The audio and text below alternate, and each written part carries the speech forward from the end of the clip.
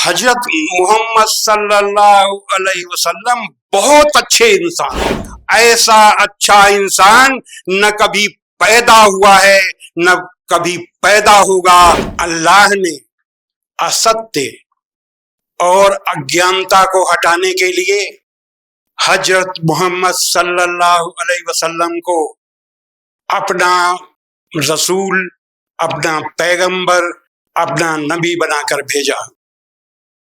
ओम पूर्णमदः पूर्णमिदं पूर्णात् पूर्णमुदच्यते पूर्णस्य पूर्णमादाय पूर्णमेवावशिष्यते।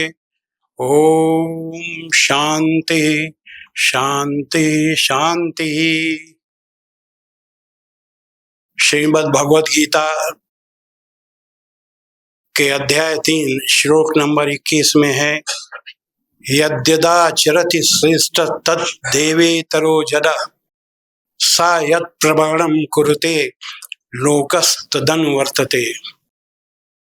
श्रेष्ठ पुरुष जैसा जैसा आचरण करता है, जैसा जैसा अमल करता है, उसको देखकर दूसरे लोग भी वैसा ही वैसा आचरण करते हैं।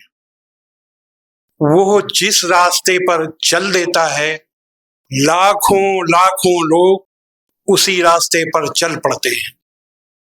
ऐसे ही थे हजरत मोहम्मद सल्लल्लाहु अलैहि वसल्लम, जिनके दिखाए रास्ते पर आज करोड़ों करोड़ों लोग चल रहे हैं। हजरत मोहम्मद सल्लल्लाहु अलैहि वसल्लम के जन्म के समय अरब के आसपास असत्य, अन्याय, अज्ञानता यानी कि जाहिलियत का बोलबाला था। लोग एक ईश्वर की पूजा की जगह अपने ही बनाए देवी देवताओं और झाड़ फूक करने वालों के बीच भटक रहे थे।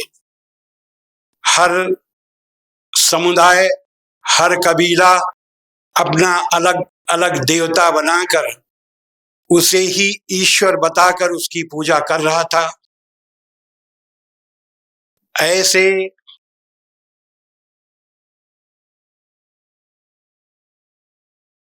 अंधकार, ऐसे अंधविश्वास के साथ साथ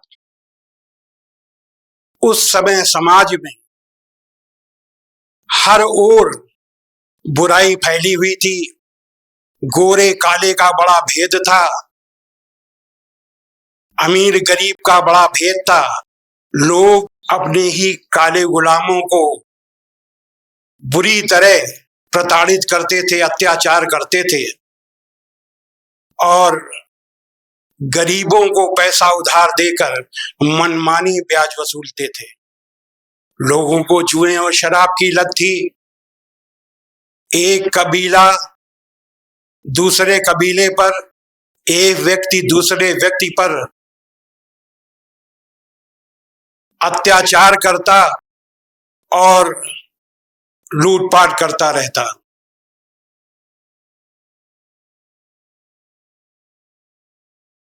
ऐसी विषम परिस्थितियों में अल्लाह ने असत्य और अज्ञानता को हटाने के लिए हजरत मोहम्मद सल्लल्लाहु अलैहि वसल्लम को अपना रसूल, अपना पैगंबर, अपना नबी बनाकर भेजा।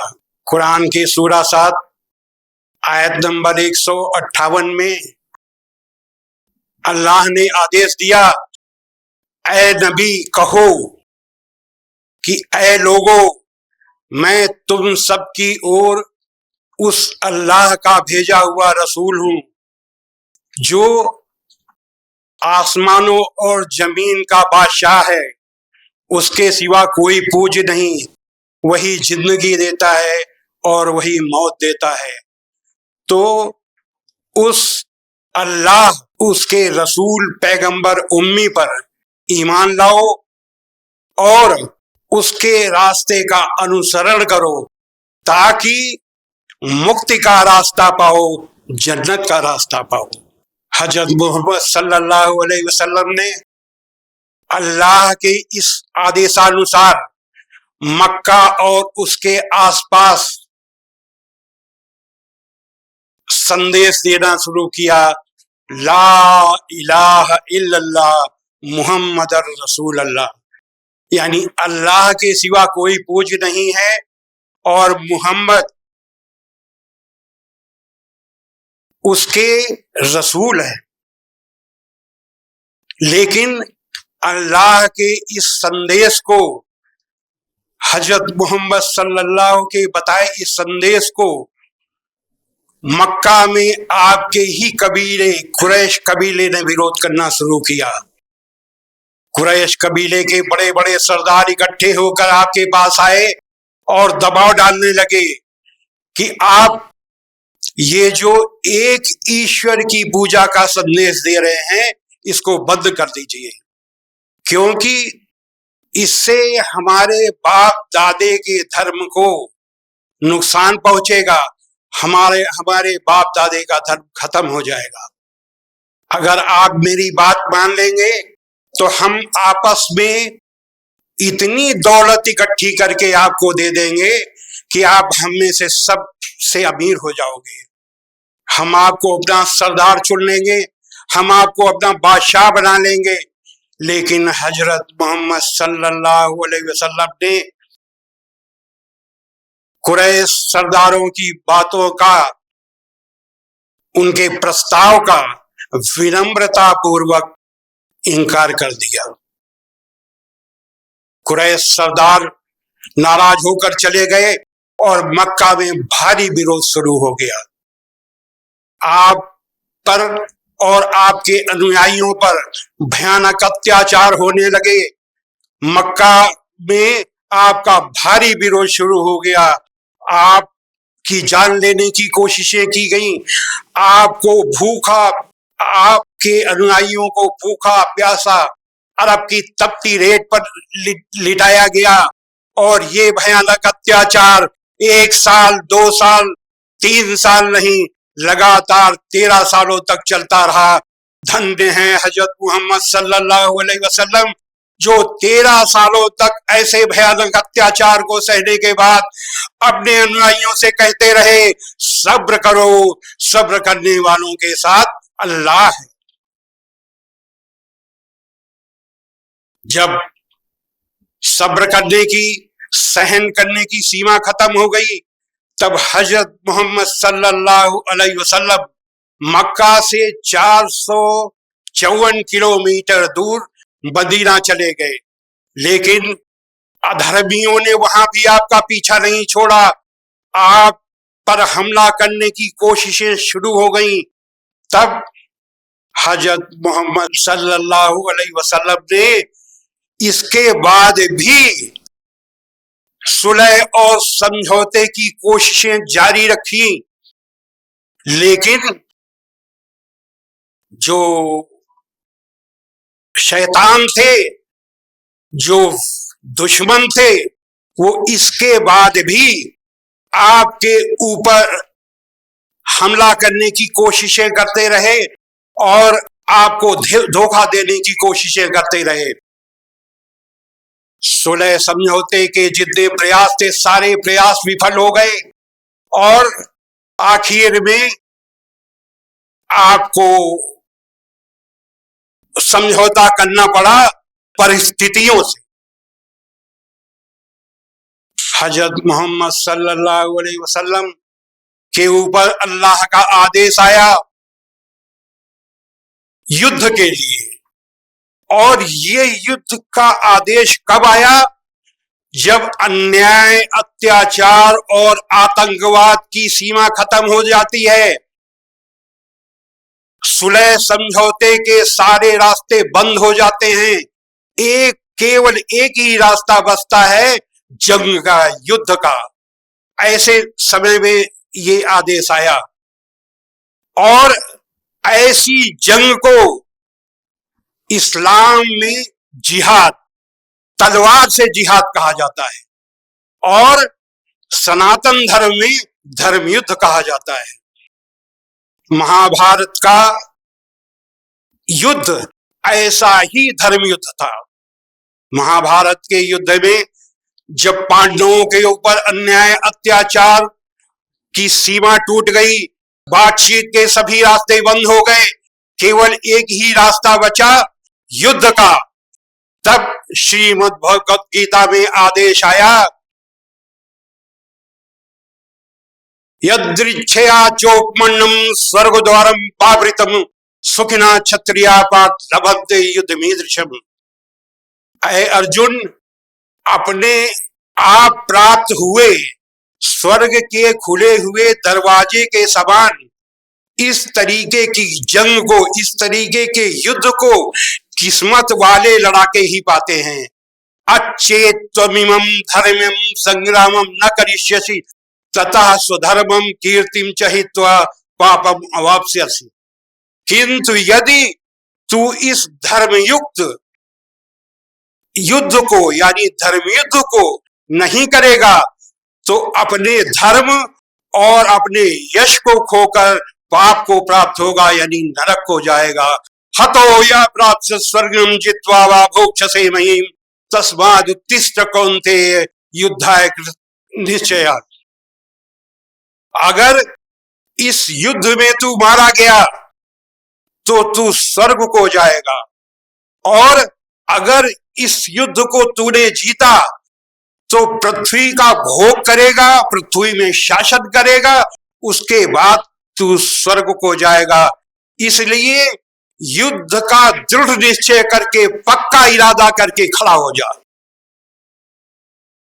ठीक इसी तरीके से जब मक्का और मदीना में हजरत मोहम्मद सल्लल्लाहु अलैहि वसल्लम के ऊपर अन्याय और अत्याचार की सीमा टूट गई, बातचीत के सभी रास्ते बंद हो गए, आपको अपने को और अपने अनुयायियों यानी मुसलमानों को बचाने के लिए और आप अपने धर्म इस्लाम को बचाने के लिए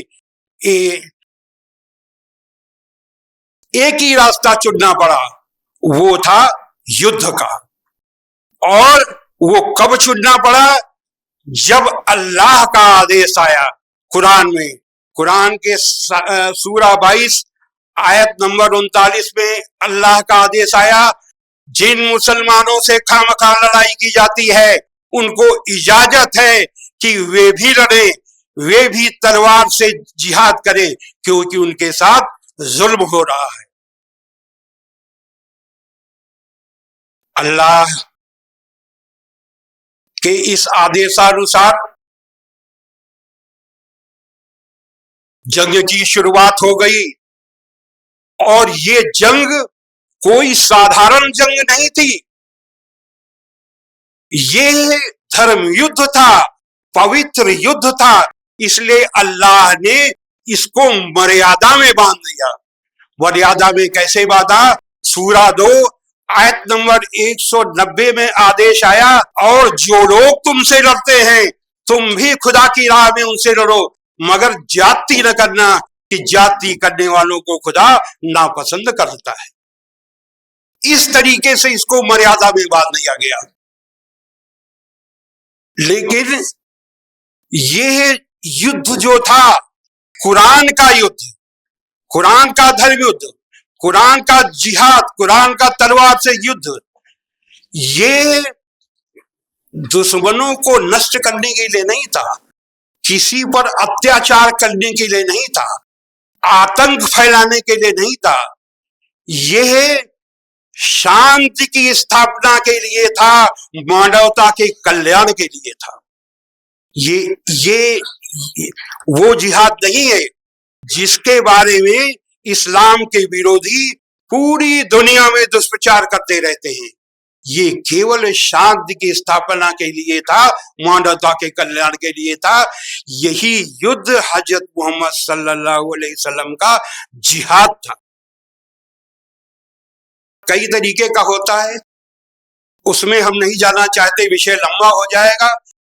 उसमें एक जिहाद होता है तलवार से जिहाद, तो ये तलवार से जिहाद था।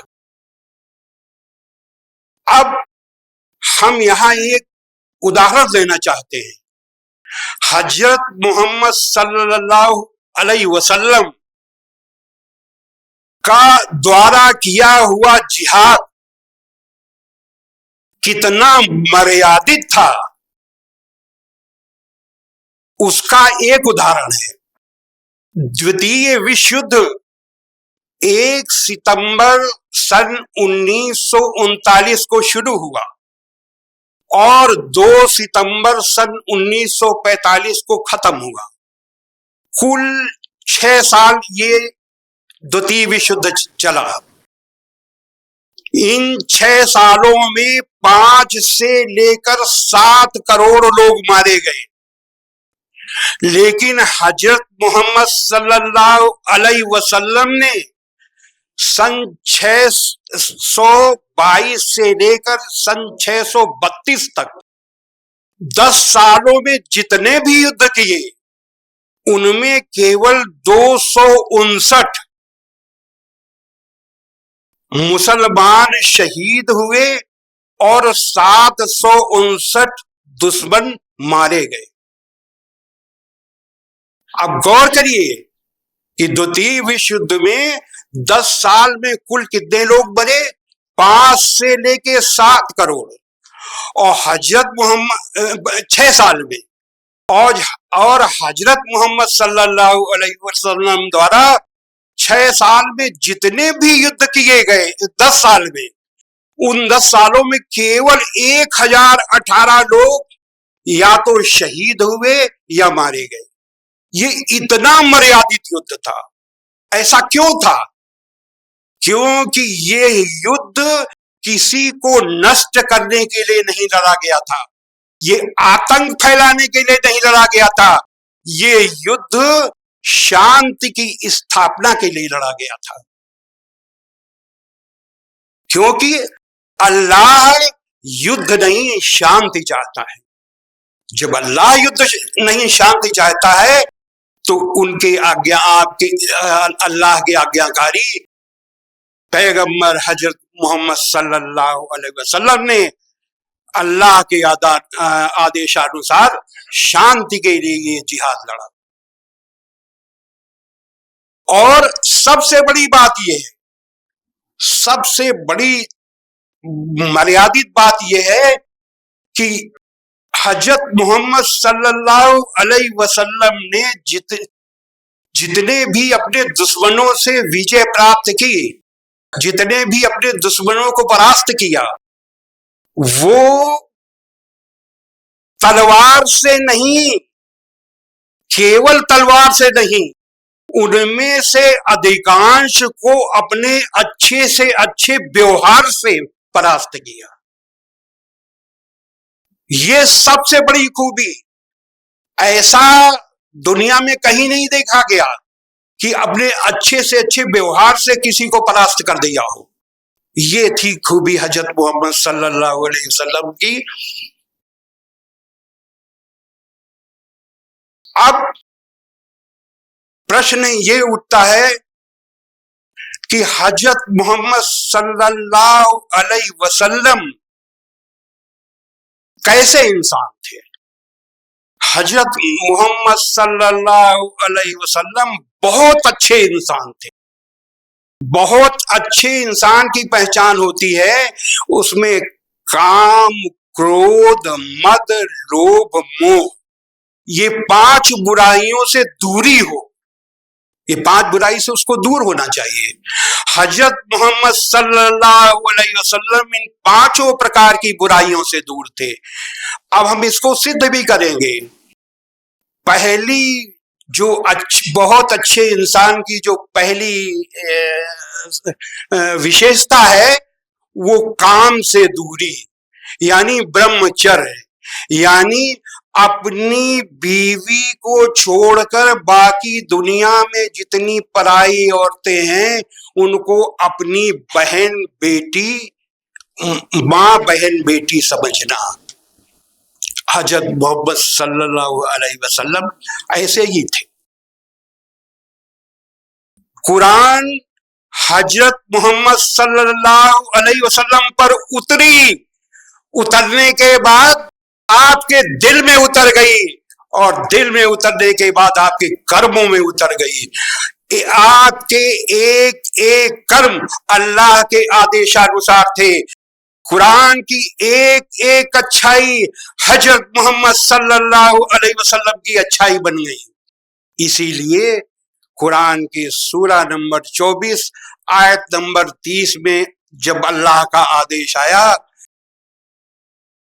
ऐ नबी मोमिनों से कह दो कि वे पराई औरतों को देखकर अपनी नजरें नीची कर लिया करें और अपनी शर्मगाहों की हिफाजत करें, यानी मर्यादा में रहें। इससे बड़ी चारित्रिक चीज क्या हो सकती है? दुनिया भर के ये पुरुषवाद प्रधान समाज, पुरुष प्रधान समाज में पुरुष चाहता है कि औरत हमको देखे और नजरें नीची कर ले। हम अपना जिस रास्ते पे जा रहे हैं सर ऊंचे करके हम जाएंगे, लेकिन कुरान ऐसा नहीं कहता। कुरान कहती है औरतों को देखकर मर्द अपनी नजरें नीची कर लें, और यही चीज औरतों के लिए कहा कि औरतें पराये मर्द को देखकर अपनी नजरें नीची कर लें। दोनों को मर्यादा पालन करने के लिए बराबर कहा। इसी आदेश के अनुसार हजरत मोहम्मद सल्लल्लाहु अलैहि वसल्लम चले। हजरत मोहम्मद सल्लल्लाहु अलैहि वसल्लम के उच्च चरित्र और शर्मीलेपन को देखकर ही हजरत खदीजा ने, जो उस समय अरब की सबसे धनी महिलाओं में से एक थी, ने आपसे शादी की थी। 11 शादियां की हजरत खदीजा के बाद। अब वो बाद में क्यों की, ये विषय लंबा है, समय नहीं है, नहीं तो हम बताएंगे। बहुत बहुत तार्किक है इसका अर्थ, और वो इसी मर्यादा में आता है जिस मर्यादा की हम बात कर रहे हैं, इस मर्यादा से बाहर नहीं है। तो 11 शादियां इसीलिए की कि हजरत मोहम्मद सल्लल्लाहु अलैहि वसल्लम केवल धर्म प्रचारक नहीं थे, आप उस समय के अरब के सबसे बड़े राजनेता थे, सबसे बड़े सेनापति थे, और ऐसे राजनेता को अपने को ताकतवर बनाने के लिए अलग अलग ताकतवर लोगों में, अलग अलग ताकतवर कबीलों में रिश्ते कायम करने पड़ते हैं। दुनिया के तमाम देशों के बड़े बड़े राजाओं, बड़े बड़े बादशाहों ने अपने को मजबूत करने के लिए इस तरीके के रिश्ते कायम किए। एक और उच्च चरित्र का उदाहरण है हजरत मोहम्मद सल्लल्लाहु अलैहि वसल्लम। हजरत मोहम्मद सल्लल्लाहु अलैहि वसल्लम के समय में जब कोई इस्लाम लाना चाहता तो आप उसका हाथ अपने हाथ में लेकर कुछ बातों की प्रतिज्ञा कराते, बैत कराते। लेकिन जब किसी औरत से प्रतिज्ञा करानी होती तो आप एक कपड़ा लेते, या आप रस्सी लेते, या आप एक लंबा धागा लेते। उसका एक किनारा औरत पकड़ती, दूसरा किनारा आप पकड़ लेते और ये प्रतिज्ञा कराते। कभी कभी पानी से भरे टब का भी इस्तेमाल करते थे। पानी से भरे टब के एक किनारे पर औरत हाथ डालती थी, दूसरे किनारे पर आप हाथ डालते थे और प्रतिज्ञा कराते थे। तो इस तरीके का चरित्र था हजरत मोहम्मद सल्लल्लाहु अलैहि वसल्लम का उच्च चरित्र। बुखारी शरीफ की हदीस नंबर 6029 6029 में है कि तुम में सबसे अच्छा इंसान वो है जिसका चरित्र सबसे अच्छा हो। तो ये है काम। अब दूसरी विशेषता क्या होती है एक अच्छे इंसान की? क्रोध, गुस्सा। गुस्से से दूरी होनी चाहिए। गुस्सा जो होता है वो लड़ाई की जड़ होता है, और गुस्से को रोक पाना बहुत ही मुश्किल काम है। ऋषि मुनि ही गुस्से को रोक पाते हैं, वो भी कभी भी इतना क्रोधित हो जाते हैं कि वो श्राप दे देते हैं। बहुत ही जरूरी, एक आध्यात्मिक व्यक्ति के लिए तो बहुत ही जरूरी है गुस्से को रोकना। कुरान में, इस्लाम में गुस्से को रोकने का इतना आसान तरीका बताया गया है कि चुटकी में गुस्सा खत्म हो जाए। अगर आपको गुस्सा आए तो जिस पर गुस्सा आए उसको माफ कर दीजिए, और जब आप माफ कर देंगे तो गुस्सा कहां रहा। जब आपने किसी को दिल से माफ कर दिया तो गुस्सा खत्म, और गुस्सा खत्म, झगड़े की जड़ खत्म। ये इतना आसान तरीका है।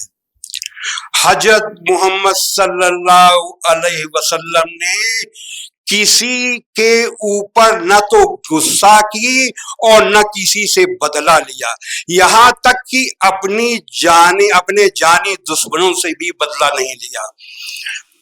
हजरत मोहम्मद सल्लल्लाहु अलैहि वसल्लम के दुश्मनों ने आपके ऊपर हमला, जिन दुश्मनों ने आपके ऊपर हमला किया, उन दुश्मनों के जो सेनापति थे, कमांडर, वो अबू सुफियान हुआ करते थे।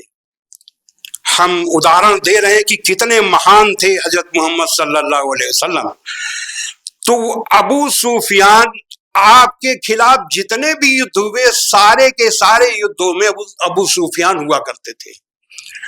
सन 23 मार्च सन 625, 23 मार्च सन 625 में उहद की लड़ाई हुई। उस उहद की लड़ाई में हजरत मोहम्मद सल्लल्लाहु अलैहि वसल्लम बुरी तरह घायल हुए, शहीद होते होते बचे। उस लड़ाई के भी सेनापति यही अबू सुफियान थे। उसी उहद की लड़ाई में अबू सुफियान की बीवी ने हजरत मोहम्मद सल्लल्लाहु अलैहि वसल्लम के चचा का कलेजा निकलवा कर कच्चा चबाया था। लेकिन जब 11 जनवरी 630 को, सन 630 को, 11 जनवरी सन 630 को हजरत मोहम्मद सल्लल्लाहु अलैहि वसल्लम ने मक्का फतेह कर लिया, तो इन्हीं अबू सुफियान को, जो उनके सबसे बड़े जानी दुश्मन थे, माफ कर दिया, और अपने चचा का कलेजा चबाने वाली उनकी बीवी को भी माफ कर दिया। जिस मक्का में कदम कदम पर लोगों ने कांटे बिछा रखे थे, उन मक्का वासियों को माफ करने के लिए हजरत मोहम्मद सल्लल्लाहु अलैहि वसल्लम ने ऐलान किया, आज अबू सुफियान को माफी, और जो अबू सुफियान के घर में दाखिल हो जाए उसे भी माफी। आज जो अपने घर के दरवाजे बंद कर ले उसे माफी, और जो हरम शरीफ यानी काबा में चला जाए उसे भी माफी। तो फिर बचा कौन? यानी किसी न किसी बहाने सबको माफी, माफी, माफी और माफी। हजरत मोहम्मद सल्लल्लाहु अलैहि वसल्लम एक ही शब्द जानते थे, माफी, माफी और माफी।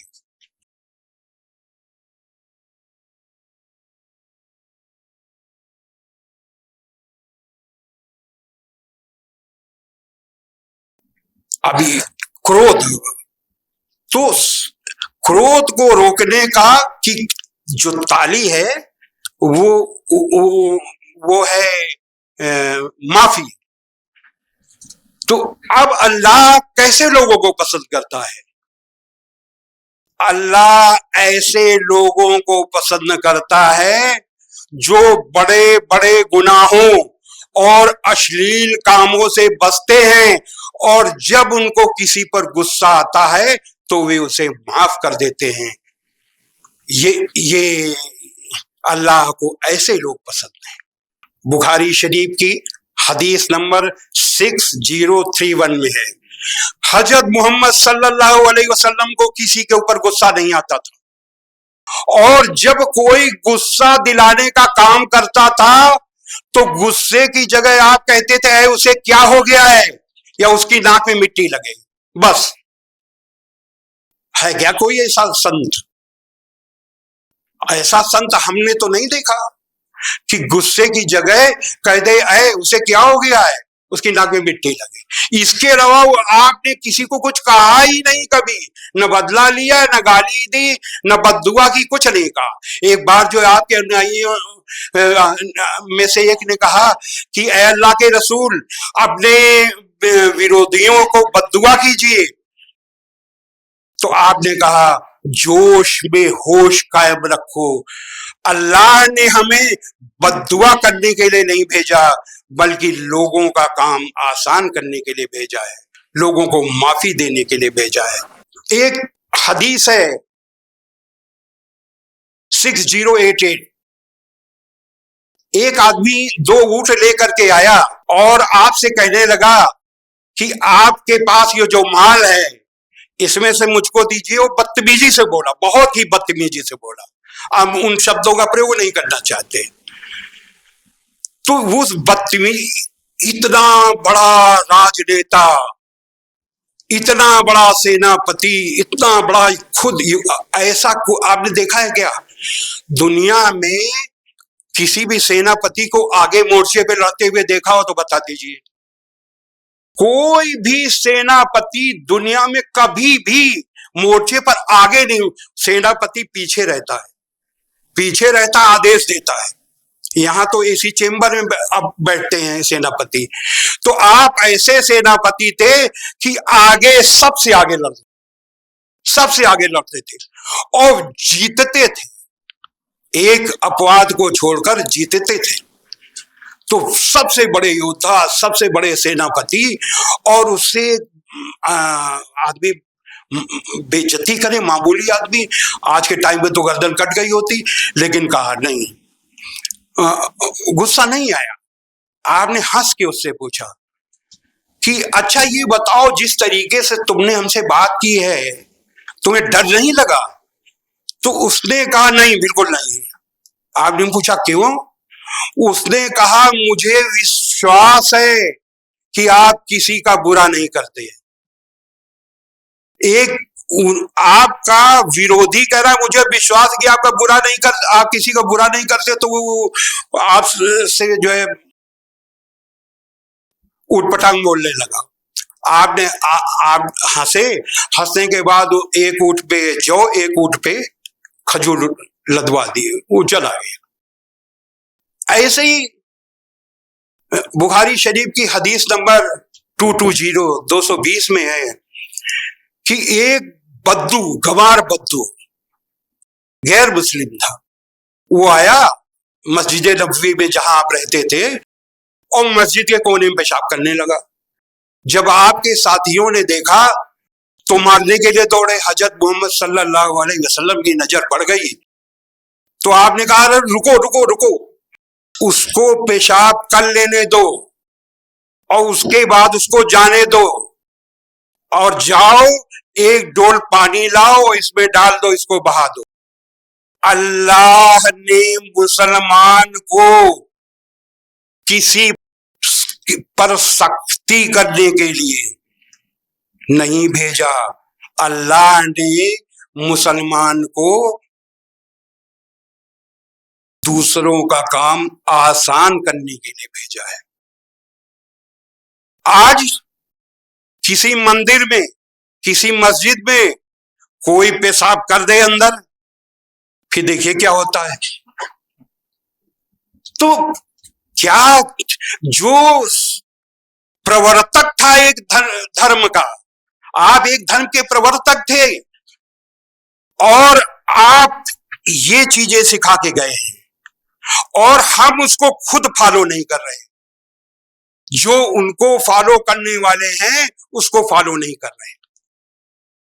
काम, क्रोध, मद, घमंड, कुरान के अब अच्छे आदमी की विशेषता है कि उसमें घमंड नहीं होना चाहिए।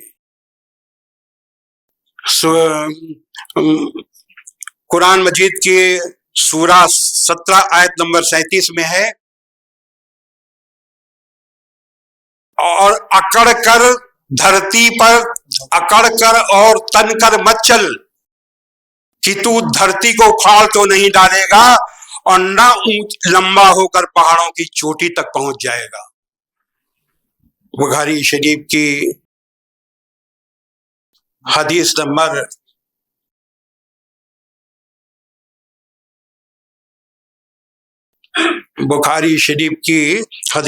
6071 उसमें है कि नरक में जाने वाला वो है जो अक्खड़, चरित्रहीन, घमंडी और अकड़ चाल चलता है।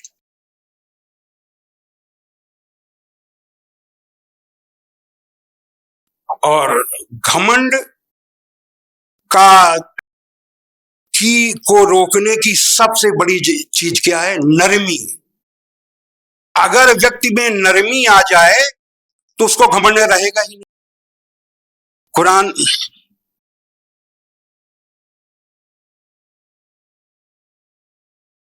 कुरान मजीद की सूरा 25 आयत नंबर 63 में है,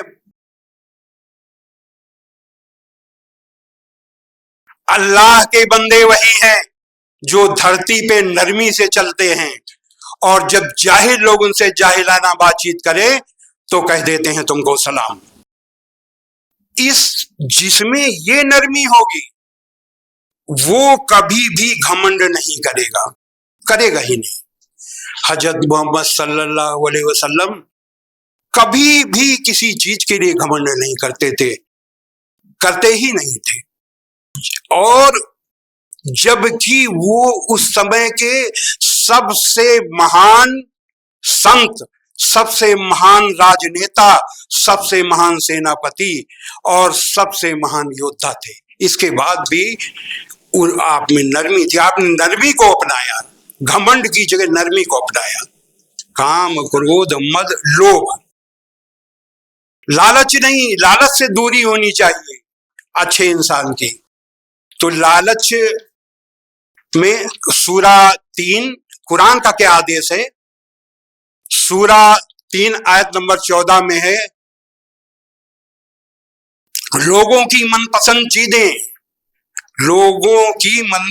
चीजें, औरतें, औलाद, सोने चांदी के ढेर, चुने हुए घोड़े, मवेशी और खेती की जमीनें बड़ी सुहावनी लगती है लोगों को, मगर ये चंद दिनों की दुनियावी जिंदगी के सामान है।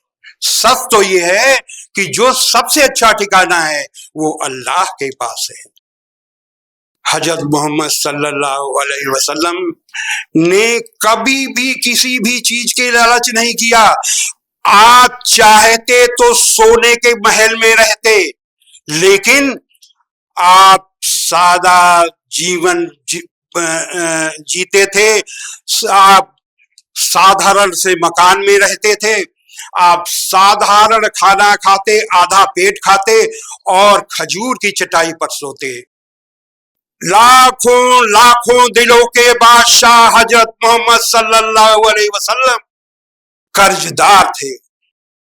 बुखारी शरीफ की हदीस नंबर 7228 में है कि अगर मेरे पास उहद पहाड़ के बराबर सोना होता तो मुझे ये पसंद है कि उस सोने को मैं 3 दिनों के अंदर सबको बांट देता, यहां तक कि मेरे पास कुछ न बचता सिवाय इसके जिसे मैं अपनी कर्ज अदायगी के लिए बचा देता। ये था चरित्र हजरत मोहम्मद सल्लल्लाहु अलैहि वसल्लम का। अगला जो है 5वां, बस ये इसके बाद खत्म। 5वां है मोह। महाभारत का युद्ध आप लोगों ने सुना होगा। महाभारत का युद्ध कब हुआ? जब धृतराष्ट्र को अपने लड़के का मोह हुआ।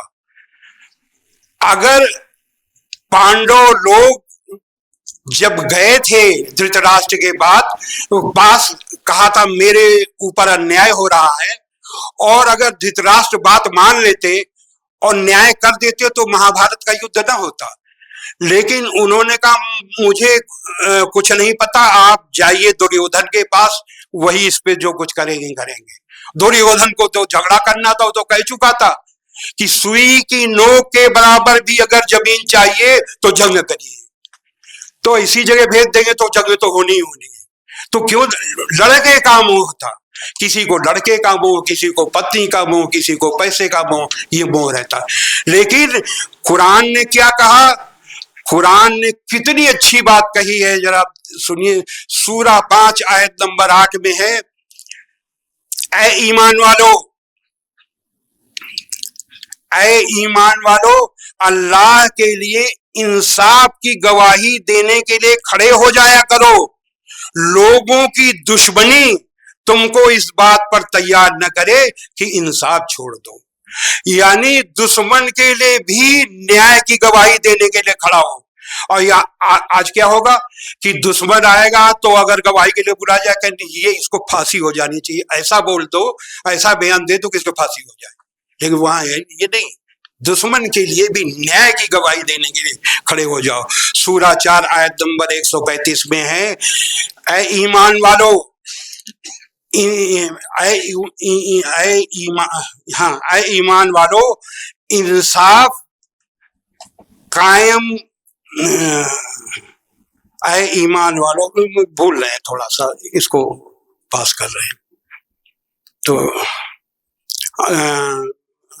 ये अच्छा, तो इस तरीके की जो अच्छाइयां हजरत मोहम्मद सल्लल्लाहु अलैहि वसल्लम में थी, जो आपका तरीका था, उस तरीके को देखकर ये बहुत ही महत्वपूर्ण बात है, ये मैसेज है लोगों के लिए। ये मैसेज क्या है कि हजरत मोहम्मद सल्लल्लाहु अलैहि वसल्लम के तरीके को देखकर मुसलमानों का फर्ज बनता है, मुसलमानों का कर्तव्य बनता है कि वो अपने अच्छे से अच्छे काम से, अपने अच्छे से अच्छे काम से अपने को, मुसलमानों को और अल्लाह के दीन को अच्छा सिद्ध करें। और ध्यान दें कि इस्लाम लड़ाई का मजहब नहीं है, इस्लाम बदला लेने का मजहब नहीं है, इस्लाम शांति का मजहब है, दया का मजहब है, सब्र का मजहब है, माफी का मजहब है। इस्लाम में बुराई का बदला बुराई नहीं, भलाई है, क्योंकि इस्लाम दिल जीतने का मजहब है। और याद रखें, क्या याद रखें, सूरा 41 की आयत नंबर 34, ऐसा अच्छा संदेश अल्लाह का मैंने नहीं देखा। क्या है ये संदेश? क्या आदेश, बल्कि हम कहेंगे ये आदेश है अल्लाह का कि भलाई और बुराई बराबर नहीं हो सकती। तो लोगों की सख्त बातों का ऐसे तरीके से जवाब दो जो बहुत अच्छा हो। ऐसा करने से तुम देखोगे कि जिसमें और तुम में पहले दुश्मनी थी, अब वो तुम्हारा गहरा दोस्त है। और अंत में हम आखिरी बात कहेंगे कि हजरत मोहम्मद सल्लल्लाहु अलैहि वसल्लम के कथनी और करनी को देखकर सिद्ध होता है कि हजरत मोहम्मद सल्लल्लाहु अलैहि वसल्लम सबसे अच्छे इंसान नहीं, बल्कि दुनिया के सबसे अच्छे इंसान थे। ऐसा अच्छा इंसान न कभी पैदा हुआ है, न कभी पैदा होगा, न भूतो न भविष्यति। ओम शांति शांति शांति।